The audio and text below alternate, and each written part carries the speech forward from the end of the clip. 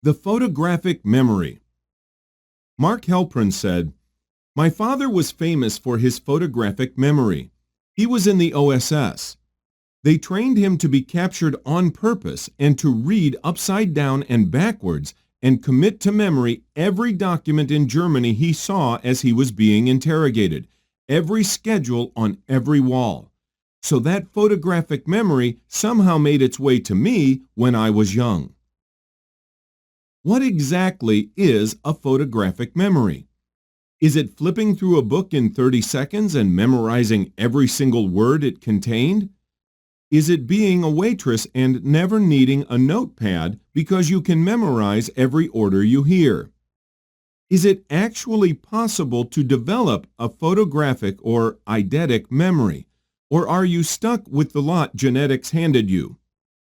According to researchers Paul Verhagen, Ph.D., and John Sorella, Ph.D., and student Chandra Malika Basak, memory is a skill that can be honed just like any other.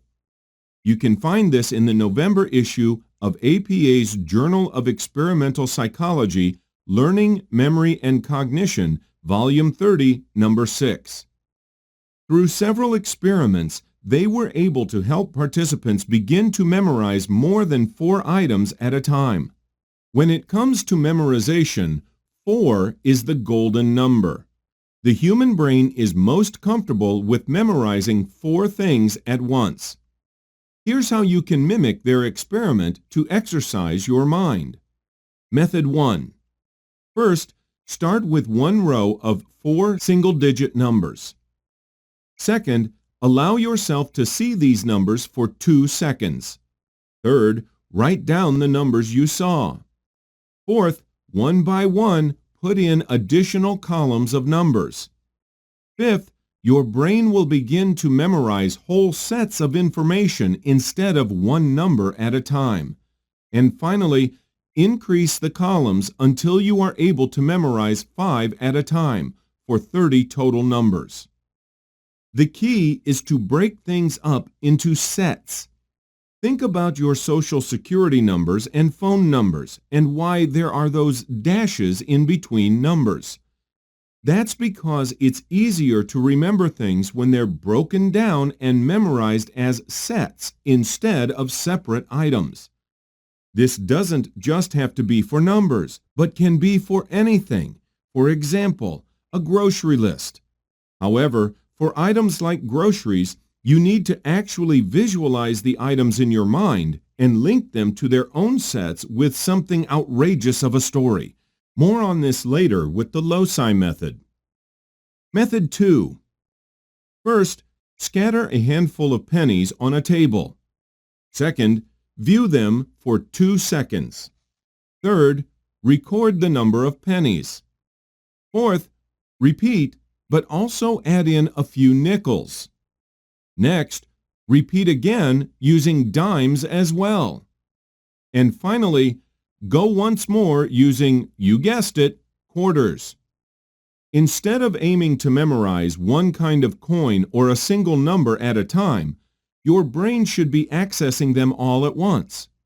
For example, you should be able to keep a running tally of how many pennies you have while simultaneously counting how many dimes there are. This is really the key to having a photographic memory.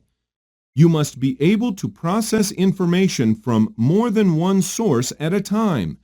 For example, different columns or coins. For the record, this is called Rapid Serial Visualization Presentation, or RSVP, and there are actual memory competitions with cash prizes that revolve around it. How's that for motivation to try it out? If monetary rewards aren't your thing, how about this? You're at a party and your friends have just bet that you can't score the numbers from the attractive opposite sex at the bar. Mission accepted.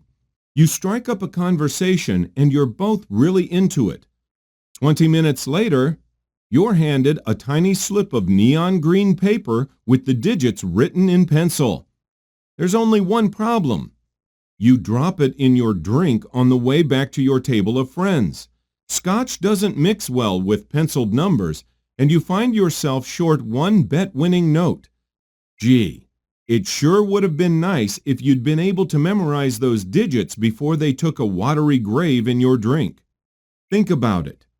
Could you memorize a phone number just by looking at the sheet of paper it was written on for a matter of seconds? If the dating example seems inapplicable or silly, how about using a different type of memory strategy? Try this scenario on for size. Your boss says, "Hey, I was wondering if you could show off this new model house to some prospective buyers.